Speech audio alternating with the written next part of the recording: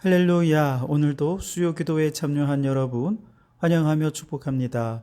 오늘도 말씀 속의 기도의 제목을 찾아 간절한 마음으로 부르짖어 기도할 때 기도에 응답 주시는 살아계신 하나님을 만나는 시간이 되기를 주님의 이름으로 축복합니다. 오늘은 열왕기하 2장 1절로 11절까지의 말씀으로 스승과 제자라는 제목으로 함께 은혜를 나누고자 합니다. 로뎀 나무 밑에서 지쳐 쓰러져 있던 엘리야 선지자를 하나님께서 먹이시고 힘주셔서 호렙산으로 이끄셨죠. 그리고 그 호렙산에서 세미한 중에 하나님께서 세 가지를 명령하시는데, 첫째는 아람 왕 벤하닷을 대신해서 하사엘에게 기름을 부어라. 둘째는 북이스라엘 아합 대신에 예후에게 기름을 부어라. 그리고 셋째는 엘리야를 대신해 엘리사에게 기름을 부어서 후계자로 삼아라. 이 세 가지를 명령. 엘리야는 제일 먼저 엘리사를 찾아가서 그를 후계자로 세우게 됩니다. 그리고 이후에 이어지는 모든 사역은 두 사람이 함께 동행하는 사역이었습니다. 우선 아합 왕이 길르앗 라못 전투에서 죽게 되었을 때 이어서 아하시아가 왕으로 오르게 됩니다. 그런데 아하시아도 아버지와 똑같이 우상을 숭배하고 교만했어요. 왕궁의 다락 난간에서 이 나라를 쭉 쳐다보며 교만해져 있던 그가 그만 난간에서 떨어져 병이 들게 되고, 그리고 병이 든 그 순간에도 그는 하나님을 의지하기보다 에그론의 바알세붑에게 이 병이 나을지 물어보러 사신을 보내다가 엘리야에게 딱 들켜버린 거죠. 그리고는 돌아가게 됩니다. 화가 난 아하시아가 엘리야를 잡으려고 50부장이 끄는 군 부대를 3번에 걸쳐서 그를 보내지만, 그러나 100명이나 되는 군사들이 다 하늘에서 불이 내려 죽음을 맞이하게 됩니다. 아하시아는 결국 이 일로 인해 죽음을 맞이하게 되는데요. 중요한 것은 그 모든 과정에서 엘리야에게 하나님의 말씀이 임하시고 하나님께서 어떻게 엘리야를 위해 싸우셨는지, 엘리야가 또 왕 앞에서 얼마나 당당하게 하나님의 말씀을 선포했고 또 말씀한 대로 그대로 실현되었는지, 이 모든 것을 누가 지켜보고 있었을까요? 제자인 엘리사가 다 지켜보고 있었던 것이죠. 옛날 스승과 제자의 교육은 오늘날처럼 교재를 펼치고 몇 페이지 이렇게 가르치는 것이 아니라 다 같이 먹고 자고 그리고 따라다니고 배우고 그러면서 그 모든 삶 자체가 교육이었습니다. 도제 교육이라고 하죠. 똑똑하다고 스승이 될 수 있는 게 아니라 자신이 가르치는 철학, 자신이 가르치는 신앙을 그대로 삶으로 살아내는 바로 그 사람이 스승이 될 수 있었던 시대였습니다. 엘리사는 스승 엘리야의 말씀을 잘 듣고 순종하고 배우며 아마 열심히 배웠을 것입니다. 또 엘리야도 스승으로서 어떻게든 제자에게 더 많은 것을 가르쳐 주기 위해 노력을 했을 것입니다. 그러던 어느 날 하나님께서 이제 엘리야를 천국으로 데려가시려고 하는 사인을 받게 됩니다. 오늘 1절에 보시면 여호와께서 회오리 바람으로 엘리야를 하늘로 올리고자 하실 때에 엘리야가 엘리사와 더불어 길갈에서 나가더니 그랬습니다. 자, 헤어짐을 앞둔 스승과 제자의 모습을 통해서 엘리야는 스승으로서 마지막까지 무엇을 제자에게 남기고 싶었을까요? 또한 엘리사는 제자로서 마지막까지 무엇을 스승에게서 배우려고 했을까요? 오늘은 이것을 좀 생각해 보면서 우리의 참된 스승이신 예수님께 무엇을 배우고 우리는 또 어떤 제자의 모습으로 살아가야 되는지 함께 은혜를 나누고자 합니다. 우선 첫 번째로 엘리야는 자신의 생의 마지막을 통해서 엘리사와 모든 믿는 자들을 향해 부활과 승천의 신앙을 교훈하려 했습니다. 자, 11절에 보시면 두 사람이 길을 가며 말하더니 불수레와 불말들이 두 사람을 갈라놓고 엘리야가 회오리 바람으로 하늘로 올라가더라 그랬습니다. 엘리야는 회오리 바람을 타고 승천했죠. 여기서 회오리 바람은 히브리어로 사아트라고 하는데요. 갑자기 일어나는 돌풍, 몹시 센 비 없는 폭풍을 말하는 것입니다. 그런데 사아르라는 단어는 항상 하나님의 임재에 따르는 폭풍우를 가리킬 때 사용되는 단어였습니다. 욥기 38장에도 하나님이 나타나셨을 때 사아르란 단어가 쓰였고요. 에스겔 1장 4절에서도 사아르라는 단어로 하나님께서 임재하시는 것을 보여주었습니다. 우리는 보통 엘리야는 이제 불말과 불병거를 타고 하늘로 올라갔다 이렇게 알고 있는데, 아마도 그건 찬송가에서 주의 선지 엘리야 병거 타고 하늘에 올라가던 일을 기억합니다, 아마 이런 찬송가 가사 때문에 더더욱 이렇게 생각했는지 모르겠습니다만, 오늘 말씀을 보면 정확히는 불말과 불수레는 두 사람 사이를 갈라놓는 역할을 했고, 엘리야는 회오리 바람을 타고 승천하게 되었습니다. 성경에는 죽음을 보지 않고 천국에 들려 올라간 사람이 두 사람이 나오죠. 하나는 에녹이고 또 다른 한 사람은 오늘 본문의 주인공인 엘리야입니다. 엘리야가 살던 시대가 아합 왕과 아하시야 이런 시대를 지나면서 이스라엘에서 가장 우상 숭배가 왕성했던 시대였고, 하나님의 선지자들이 억압받던 시대였다는 거죠. 즉 죄가 많은 곳에 은혜가 더한다고, 엘리야는 가장 어두운 악한 두 왕과 대결해서 최종적으로 승리했고 결국 죽음을 보지 않고 천국에 들어가게 된 것입니다. 그런데 바로 이러한 엘리야의 승천 사건은 무엇을 예표하는 것이냐? 예수 그리스도의 부활과 승천을 보여주기 위한 예표의 사건이라는 것입니다.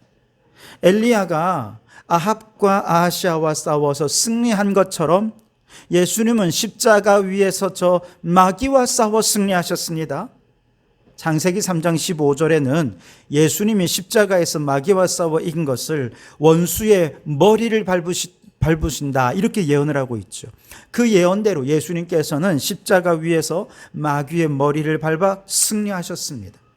그리고 엘리야가 회오리 바람을 타고 승천한 것처럼 부활하신 예수님도 승천하시죠. 사도행전 1장 9절에 이 말씀을 마치시고 그들이 보는 데 올려가시니 구름이 그를 가리어 보이지 않게 하더라 그랬습니다.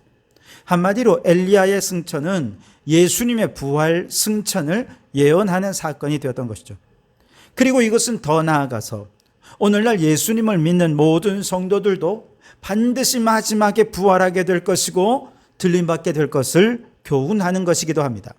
데살로니가전서 4장 16절 17절 말씀에 주께서 호령과 천사장의 소리와 하나님의 나팔 소리로 친히 하늘로부터 강림하시리니 그리스도 안에서 죽은 자들이 먼저 일어나고 즉 부활하고 그 후에 우리 살아남은 자들도 그들과 함께 구름 속으로 끌어올려 공중에서 주를 영접하게 하시리니 그리하여 우리가 항상 주와 함께 있으리라. 아멘.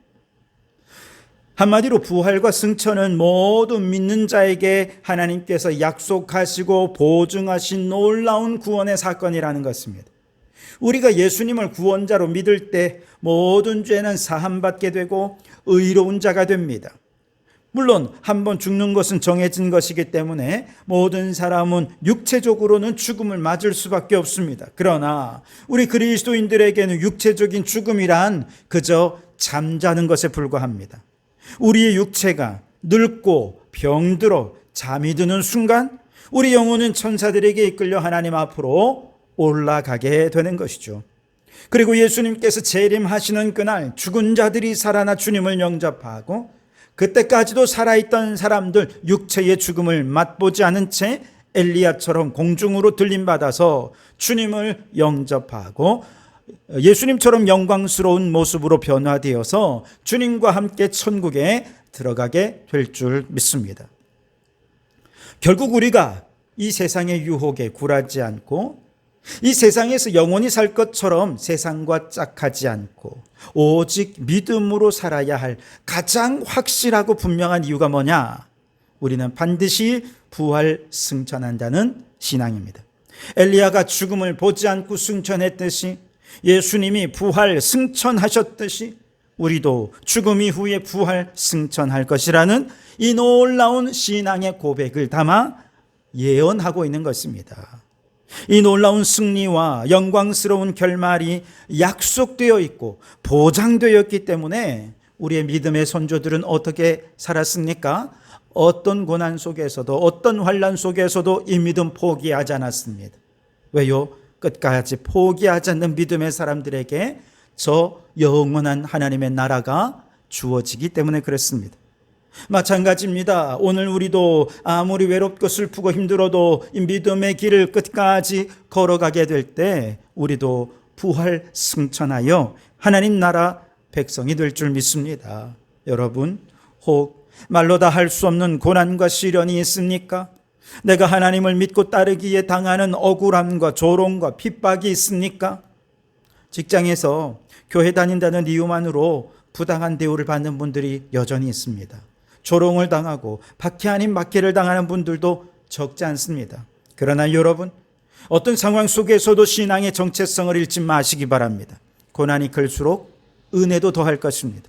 죄가 많은 곳에 은혜가 더 풍성할 줄 믿습니다. 그러니 놀라운 승리와 영광스러운 최후 승리, 부활과 승천의 그날을 바라보시면서 오늘 더욱 인내하고 믿음으로 승리하는 성도들이 되시기를 주님의 이름으로 축원합니다. 두 번째로, 엘리사는 어떤 제자였을까? 두 가지로 생각해 볼 텐데요. 우선 첫째, 엘리사는 집요하게 스승을 따르는 제자였습니다. 자, 엘리야가 하나님의 부르심을 알고 난 이후에 엘리사에게 이렇게 말합니다. 2절에 보시면 엘리야가 엘리사에게 이르되 청하건대 너는 여기 머물라. 여호와께서 나를 베델로 보내시느니라 하니 엘리사가 이르되 여호와께서 살아계심과 당신의 영혼이 살아있음을 두고 맹세하노니 내가 당신을 떠나지 아니하겠나이다 하는지라. 이에 두 사람이 베델로 내려가니 그랬습니다. 엘리야 선지자가 하나님께서 나를 지금 베델로 가라고 하시는구나. 너는 내가 베델에 다녀올 때까지 여기 머물러 있어라. 엘리사에게 그렇게 얘기를 했어요. 그러자 엘리사는 아닙니다. 저는 절대로 선생님과 떨어지지 않겠습니다. 그러면서 엘리야를 꼭 붙잡고 함께 베델로 가는 것입니다. 또 엘리야가 엘리사에게 하나님이 이번에는 나를 여리고로 부르시는구나. 그러니 너는 여기 머물러 있어라. 그러자 엘리사가 이번에도 선생님, 저는 절대로 선생님과 떨어질 수 없습니다. 그러면서 또 엘리야와 함께 여리고를 가고, 그리고 마지막 절대로 떨어지지 않은 채 요단강까지 함께 가게 됩니다. 여러분이 만약에 스승이라면, 선생님이라면 이런 학생 어떨까요? 아마 너무 이뻐 보였을 것입니다. 부산 장신대 은퇴하신 황홍률 교수님은 수십 년을 학생들을 가르쳐도 수업하시기 전에 항상 관련된 내용을 전날 밤을 새서라도 다시 공부하고, 얼마나 많이 그 책을 보고 관련된 내용을 공부했을 텐데도 불구하고 꼭 수업하기 전날에는 그 내용을 다시 공부하고 연구하고 그리고 수업에 들어간다는 것입니다. 그것이 하나님 앞에서 이제 교수로서 자신이 한 약속이었고 학생들에게는 그러한 성실성으로 아주 유명했다는 것이죠. 그런데 그렇게 열심히 공부해서 들어갔는데 아무도 질문을 하지 않아요. 아무도 수업 내용에 관심을 갖지 않는 겁니다. 그러면 얼마나 허탈할까요? 그런데 그 중에 한두 사람이라도 집요하게 질문하고 궁금해하고 파고드는 학생들이 있다면 아마 선생님은 그런 학생 너무너무 좋아할 것입니다. 하나라도 더 가르쳐주고 싶어서 더 열심히 준비할 것입니다. 엘리사는 더 열심히 더 잘 배우려고 선생님인 엘리야 선생님과 떨어지지 않으려고 그냥 어디를 가든 함께 가기 위해 애썼습니다. 여러분, 우리 모두는 예수님의 제자입니다. 그렇다면 우리도 예수님이 기뻐하시는 제자가 되었으면 좋겠습니다. 늘 말씀과 기도의 경건 생활로 주님을 절대 놓치지 마시기 바랍니다. 궁금한 것이 있으면 집요하게 질문하십시오. 파고들어서 진리에 더 깊이 탐구하는 자세로 신앙생활을 한다면 우리 주님께서 너무너무 기뻐하실 것입니다. 그리고 주님께서 깨닫게 해주신 그 말씀대로 순종하며 실천하며 살아갈 때 어느덧 우리의 인격과 주님의 인격이 닮아가고 우리의 삶에 주님의 능력이 나타나게 될 줄 믿습니다. 어떤 때에는 예수님께서 사람들의 기대와 다르게 행하자 사람들이 다 예수님을 떠나는 때도 있었습니다. 그때 예수님께서 제자들에게 물어보시죠. 너희도 가려느냐? 그러자 제자들이 말합니다. 영생의 말씀이 여기 있으니 생명의 말씀이 여기 있는데 우리가 어디로 가겠습니까? 우리는 절대로 주님 떠나지 않겠습니다 라고 한 제자들이 12명이었다는 것입니다. 루시, 시어머니 나오미를 따를 때 뭐라고 말합니까? 어머니께서 가시는 곳에 나도 가고 어머니께서 머무시는 곳에 나도 머물겠나이다. 어머니께서 죽으시는 곳에 나도 죽어 거기 묻힐 것이라. 만일 내가 죽는 일 외에 어머니를 떠나면 여호와께서 내게 벌을 내리시고 더 내리시기를 원하나이다. 그러면서 어머니를 따랐습니다. 여러분, 예수님이 우리의 구원자시고 부활과 승천의 소망을 선물해 주셨다면 우리는 주님의 제자로서 집요하게 주님이 가시는 곳에 우리도 함께 가고 주님이 머무시는 곳에 우리도 함께 머물며 죽음 외에는 그 무엇도 주님과 나를 갈라놓을 수 없노라 고백하며 내가 당신을 떠나지 않겠나이다. 엘리사의 이 고백으로 주님을 따르는 참된 제자가 되시기를 주님의 이름으로 축원합니다. 두 번째로 엘리사는 어떤 제자였느냐? 거룩한 욕심을 가진 제자였다라고 말할 수 있겠습니다. 엘리야 선지자가 하늘나라로 올라갈 때가 되자 마지막에 엘리사에게 한 가지를 물어봅니다. 9절 상반절에 건너에 엘리야가 엘리사에게 이르되 나를 내게서 데려감을 당하기 전에 내가 내게 어떻게 할지를 구하라. 하나님이 나 데려가기 전에 내가 너 어떻게 해줄까? 라고 마지막으로 물어본 것이죠. 이때 엘리사는 무엇을 생각했을까요? 아마도 엘리야가 떠나가고 이제 남은 이스라엘에서 혼자 사역해야 되는데 그 현장을 바라본 것입니다. 이스라엘은 여전히 영적으로 어둠 가운데 있고 하나님의 선지자들에 대한 박해와 위협은 여전한 가운데 아무리 생각해도 자신이 선지자의 사명을 감당할 힘과 능력이 너무나도 부족한 것이죠. 그래서 그는 선생님에게 요청합니다. 9절 하반절에 엘리사가 이르되 당신의 성령이 하시는 역사가 갑절이나 내게 있게 하소서 하는지라. 아멘. 엘리사가 구하는 건 단 한 가지였습니다. 스승인 엘리야가 행한 성령의 역사보다 갑절로 성령의 역사가 내게 임하기를 원한다. 한마디로 성령의 능력이 내게 임하기를 소원했던 것입니다. 엘리사가 느끼는 이스라엘의 현실이 엘리야 선지자 스승님이 활동했을 때보다 더 상황이 안 좋아 보인 것이죠. 반면에 자신은 엘리야 선생님보다 너무나도 연약한 자라는 것을 깊이 깨달았습니다. 자신의 힘으로는 도저히 선지자의 사명을 감당할 수 없을 것 같으니 그 위기의식 속에서 갑절이나 더한 성령의 능력을 달라고 요청한 것입니다. 그만큼 절실했고 위기 속에서 승리하기 원하는 이 거룩한 욕심이 엘리사에게 있었던 것입니다. 여러분, 오늘 우리도 엘리사만큼이나 거룩한 욕심으로 가득 채워질 수 있기를 바랍니다. 돈 욕심 말고 명예욕이나 권력욕 말고 이 세상에 대한 욕심이 아니라 거룩한 성령의 능력에 대한 욕심, 하나님 나라의 사명을 더 잘 감당하고 싶은 욕심, 더 경건하고 더 거룩해지고 경건의 모양이 아니라 경건의 능력으로 세상에 선한 영향력을 끼치고 싶은 거룩한 욕심, 이런 거룩한 욕심이 우리 가운데 있다면 오늘 우리도 주님께 구할 것입니다. 주여 우리에게 성령의 능력을 갑절로 더하여 주시옵소서. 지금 우리가 살아가는 이 시대는 생활적으로는 굉장히 풍요롭고 안정되어 있을지 모르지만 영적으로 보면 그 어느 때보다 위태롭고 비관적인 현실을 맞이하고 있습니다. 무엇보다 교회에 대한 불신, 비난의 여론이 지금처럼 높아졌던 때가 없습니다. 교회 내부적으로도 재정과 사역을 담당하던 기둥 같은 세대들이 직장에서 이제 하나둘 은퇴하면서 재정이 큰 부담이 되고 있습니다. 젊은이들은 더 이상 교회의 비전을 발견하지 못하고 교회를 떠나면서 교회의 미래는 암울해져 가고 있습니다. 게다가 신학교에 입학하는 신학생들도 점점점 급감해서 앞으로는 교회를 감당할 목회자도 점점 줄어들게 될 것입니다. 벌써부터 견디지 못해 문을 닫는 교회가 급증하고 있습니다.